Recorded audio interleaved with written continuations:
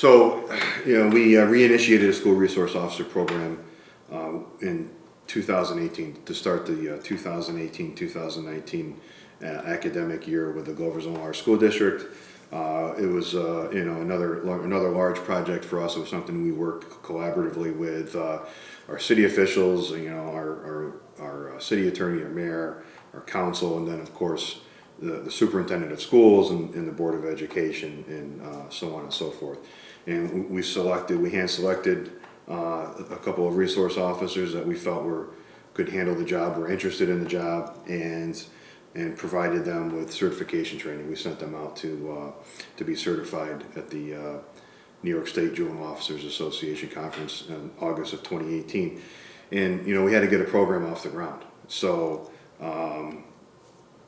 it was very important that we selected the right people, the officers that wanted to do this, and we were successful. And I say we, it's a school district working with the police department, and it's another one of those community policing initiatives that without the support of the public, it's going to be hard to pull off.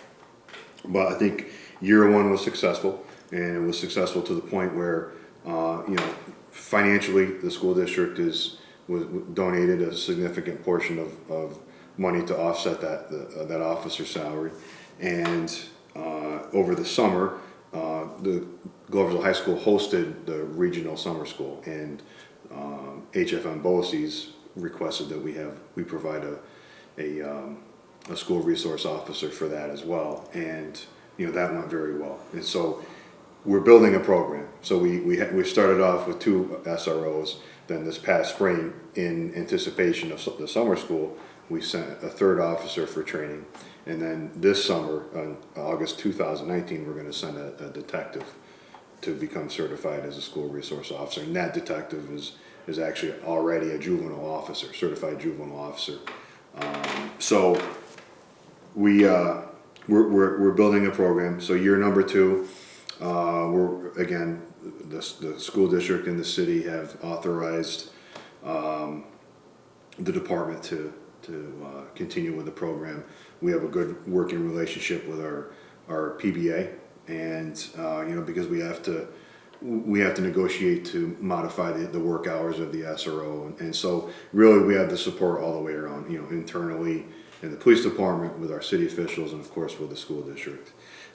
It's important to us to have a resource officer for a lot of reasons. I think the big thing really that is sort of in our face nationwide, and it's a real problem, of course, is violence directed toward a vulnerable population of students across the country. And so, we take a look at our total population in Gloversville. It hovers around 15,000, give or take. And we have, if you look on the school district website, it won't take you very long to see that they have about a 2,800 student population. So, and that doesn't include faculty, staff, any vendors, contractors, anyone else that might be working on the buildings and grounds at any given time, capital projects, things of that nature. So the point I'm trying to make is 2,800 is about 18% of our total population. So I guess I'd have to ask myself, why wouldn't I want to try to bring a resource officer into the mix? And that's 18% of the population of Gloversville that's going to these schools Monday through Friday. And so if we can bring police officers into that and make that part of their daily experience, where they can build relationships, and they can have somebody that they can maybe trust and share information with, or just have that relationship that we wouldn't otherwise have without dedicating a police officer to the schools.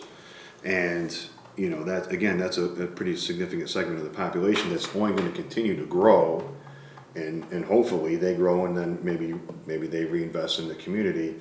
And some of the officers that we've selected for these positions, they vary in time and service in the department. We've had some that have very significant time in service, and we have some that are just really getting started with their careers with a couple of years here.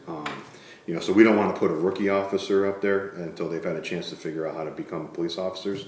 But at the same time, you know, if we can strike that balance, then, you know, some of those officers can sort of grow with these students, and as they become young adults and adults and members of the community, you know, we'd like to think that those relationships don't just stop in the hallways of the school. It can expand into the community as well, and so that's you know, that for us that's a big piece, and we're glad to see it continue for year number 2, and I hope it continues to grow for years, because I think it's been a worthwhile investment for us.